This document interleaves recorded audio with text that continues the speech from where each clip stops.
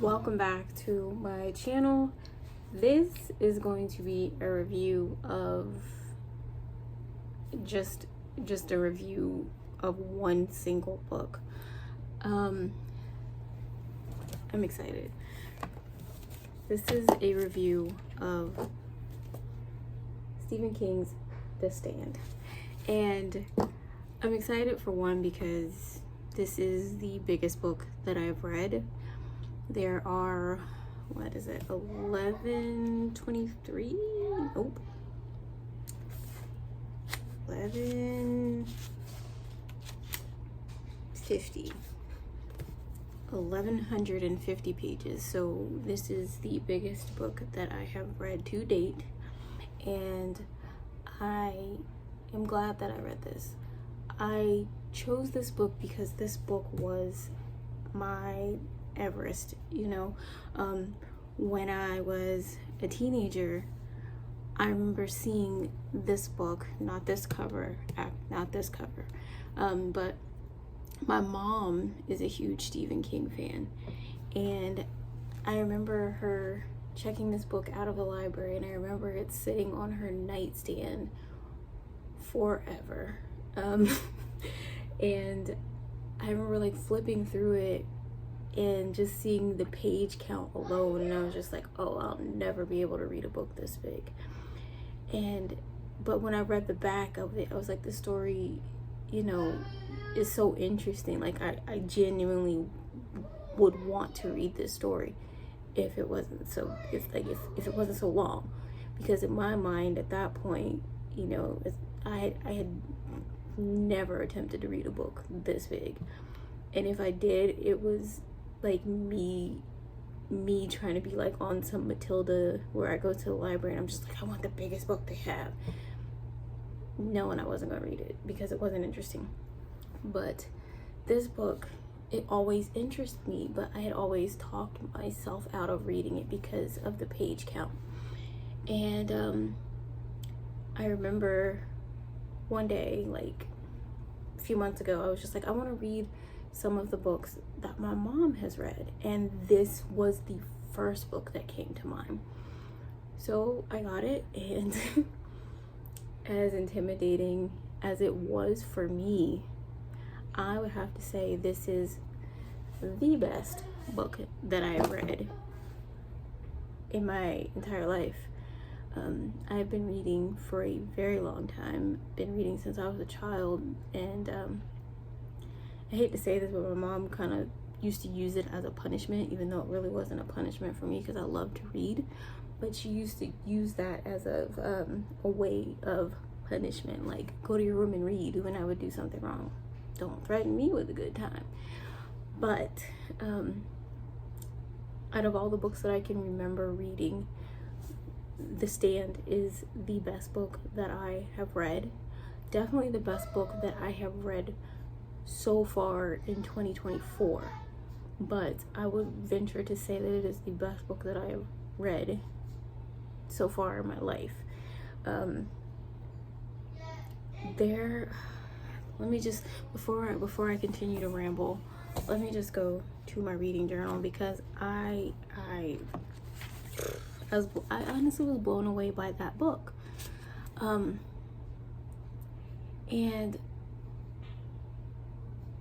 I don't know, there's a part of me, after reading the book, there was a mini-series, and I remember seeing the commercials for the mini-series when I was growing up, or teenager, I don't even remember, but I was in my teens, and I remember when the mini-series was getting ready to premiere on TV, and I just remember the crow, I remember the cowboy boots, I remember those visuals from the actual, advertising of the mini-series that was gonna come out.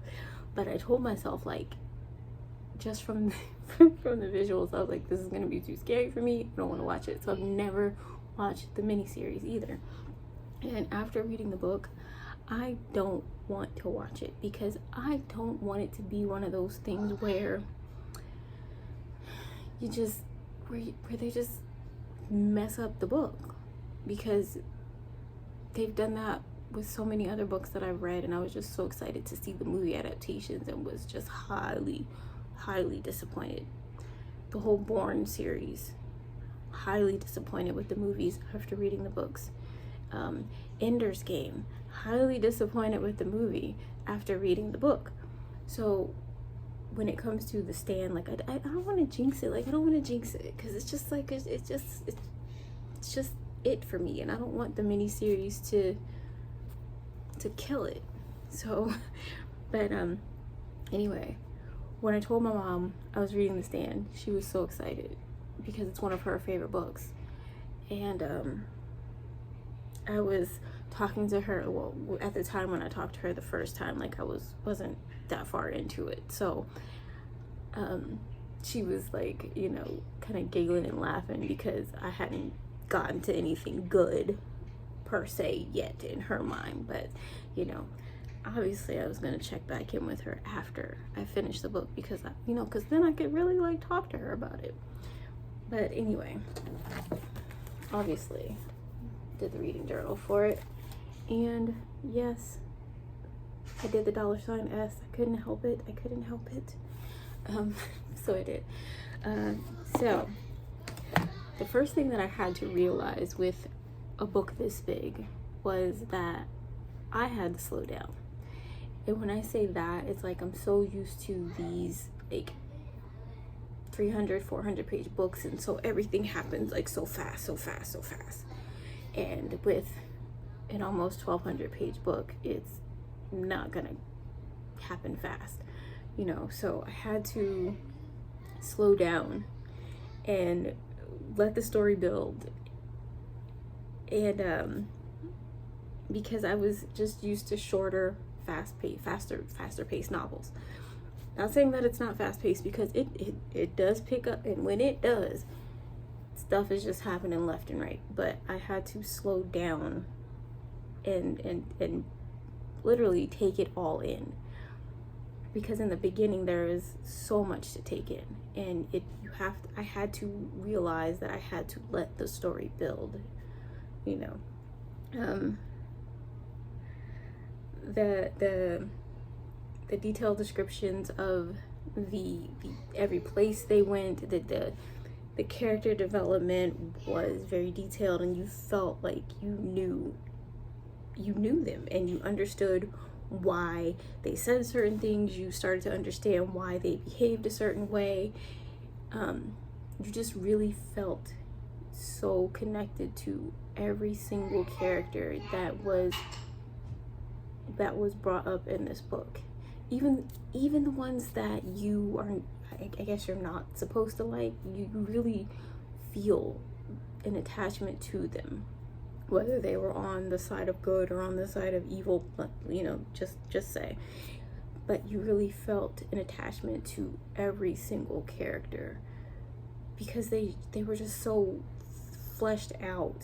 You just couldn't help to kind of attach yourself to some part of the character. Because I got so attached to certain characters, I found myself getting emotional when good things would happen to them, when bad things would happen to them. I found myself extremely emotional with this stuff. And I felt so connected to the story itself that when Randall Flagg would appear, or it would be his time to enter the scene or talk or anything, I would get anxious. Like, I would be in such a rush for his pages to come to an end, because there was just the way that the characters are developed. Like, even when he had like his pages came up, you just felt this anxiety, this, I don't know, I started to feel like it, the way I started to feel the same way the characters that interacted with him felt. There was this anxiety, there was this fear of the unknown, that they didn't know what he was going to do or what they were going to do that could set him off. Like, I started to feel that through the pages. And my mom was kind of laughing at me at that, but I did. I also would get anxious when Trashy would be it would be his pages. When Trashy's pages came up, or the trash can man, I would be anxious because I just knew, like, you knew he was unhinged, and you knew that at some point he would become uncontrollable, even by the person that thought they could control him. So I would get anxious when those two characters were front row center, basically. I was praying that characters that were headed down the wrong path, I was praying that they would change before bad things happen to them, because you reap what you sow. So I just was, I don't know, I was so invested in these characters that, yeah, I found myself like wanting them to redeem the bad things that they had done before it was too late. I liked how the devil, or Randall Flagg as he's called in this instance, I liked that he couldn't see everything. You know, there were still certain aspects that he just couldn't grasp, that he couldn't see around. I liked that there were people whose heads that he could not get into, or even when he was using the crow and the wolves, that he couldn't see them, or he couldn't see their truth, I guess it would be a good way to put it. For my sanity, I needed certain characters to make it all the way to the end of the book, and like, that is the only way that I can put it. Like, there were certain characters that I was so very much attached to, that I was just like, I'm gonna crumble if these people do not make it to the end of this book. And for me, those people were Tom Cullen, Stu, and Franny. Like, those three people had to make it to the end of the book, or my world was gonna crumble. Harold was young and impressionable, so you kind of saw from the beginning what direction he was going to go into, and that was one of those people where I was hoping he would come to his senses before bad things happen. That was one of those people.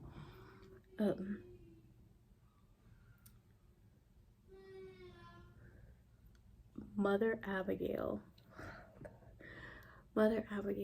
I love the character of Mother Abigail, and it made me think of, I have family in North Carolina, and they still lived in the one-story small houses, and they still lived on the red clay roads, and that's what I thought of when I would picture Mother Abigail.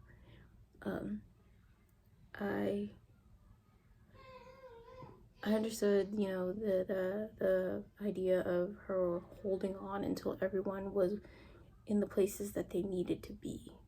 And I understood the fact, God's plan is bigger than ours, because she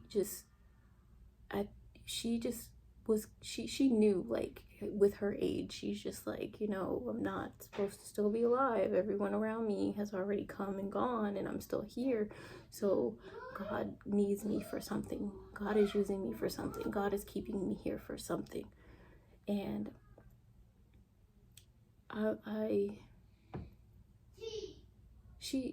ironically, she wasn't one of those people where, I was expecting her to make it all the way to the end. And it wasn't that she wasn't a good person, because she was an amazing person. It's just that, you know, when you read her mindset, you know, you knew, like, this was her purpose. Like, her purpose was to gather all of them there, and then it was up to them to, you know, see everything else through. Like, that, her one job was to get everyone there and to get everyone, you know, on the right track, to where they weren't just like waiting for things to happen, where they were, you know, getting the electricity on and all that stuff. So I feel like that was her job. And once that job was done, you know, God brought her back home. Or brought, yeah.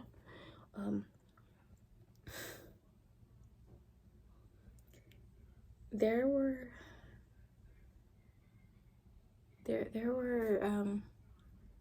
as I was reading the book, I kept getting like this saying that came through my head, like, you know, when Tom Cullen or Nick, when they would be in the book, like, it, you know, on their pages, for some reason I kept hearing the meek shall inherit the earth. Like, that's what kept coming to my mind, especially when Randall Flagg wasn't able to really see the truth of Tom Cullen and why he was, you know, in their camp.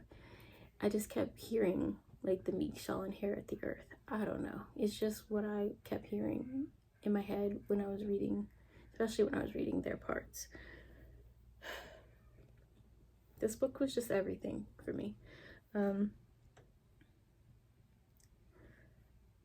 Just like God is always watching, so is the devil. And he was the crows, he was the wolves, he was watching, he was watching the good, or I would say he was watching his enemies, which were the good people, but he was also watching the people that he had chosen himself to be with him.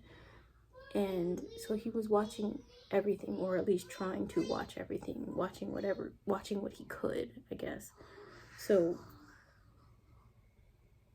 the same way God watches you is the same way the devil watches you, and the devil is like waiting for that chance to see if you can be of use to him, which is Harold and Nadine. I'm sorry if I get it mixed up, but I think it was Harold and Nadine, and that's, yeah. By the way, I thought it was the way some of these people got away from the devil was just amazing. Just,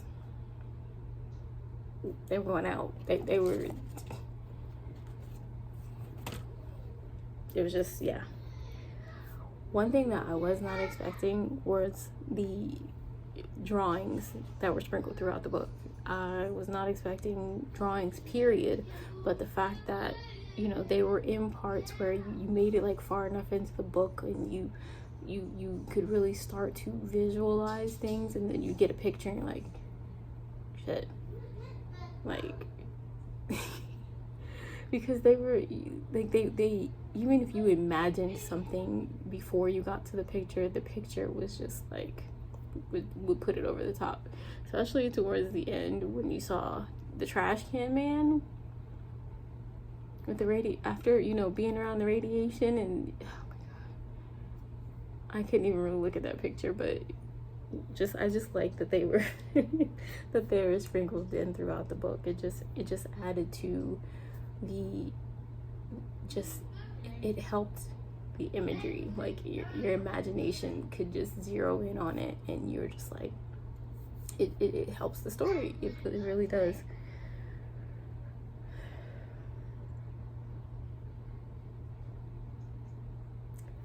There were changes in a lot of the characters from the beginning, and it like who they were as people changed, you know. some started off self-centered, and then they became, you know, these empathetic, amazing people, like leaders. And then you had the people that started off as good people, but then they were manipulated, and like it just, there's just so I feel like there's so much to take away from this book outside of good versus evil and all of that. But it's like you witness the changes in Larry, and how I feel like Larry's change and Harold's change were the biggest. Even though they went two different directions, they were the biggest changes of the book. But I feel like Harold was more expected because he was more, you could imprint on Harold. So it was like he didn't really know who he was yet. So it was easy to imprint on Harold, whereas Larry was a grown man and he was already set in his ways, and he was like, he wanted to change, but he just didn't think he could. So it was harder. I feel like it was harder for Larry to change. Whereas Harold, I feel like he just stepped into something. Yeah.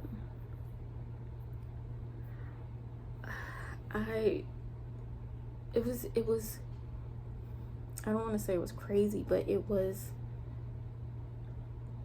hard to understand how, when given the chance to start brand new, people started to do the things that they did before, which ultimately led to what was happening anyway. And this book really just, it was great storytelling, great characters. It made you think about things outside of the story itself. And I love how the parting question was really, will we ever learn? Like,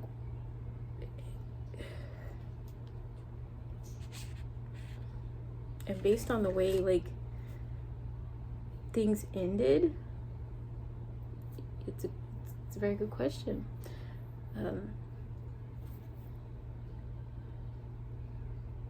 I like how it. Okay, I'm back. I got so caught up in doing this that I almost burnt my son's food, but we're good. He's good. He's eating it. So I don't even know where I left off at, but the final image that you see is of the devil, and he is taking on a new name. He's raised himself up around a new group of people to start his plan all over again. And like I said, this book was amazing. It is the best book that I've read of 2024, possibly my entire life. I can't remember the books that I read as a kid, or I can remember some of them, but they are nowhere near on the level of this book. It has officially made me a Stephen King fan, and I am currently reading it. And this is saying a lot because I am afraid of clowns, and I don't even know why I chose it, but I wanted to see if it was, I wanted to know the differences from the book and the movie, because I've seen all three. Well, no, I've seen the two newest ones, and I guess I gotta go back and watch the older one. But I don't know why, for some reason, the older one is more. The older movie is scarier to me than the two newer ones with the clowns. But this is what I'm reading now. So I'm officially a Stephen King fan. Like I said in the beginning, I still don't want to watch the miniseries because I don't want it to like just rain on my parade of the book. Maybe I'll watch it one day, maybe I won't. But I did end up talking to my mom after I finished the book, and just me recapping everything for her.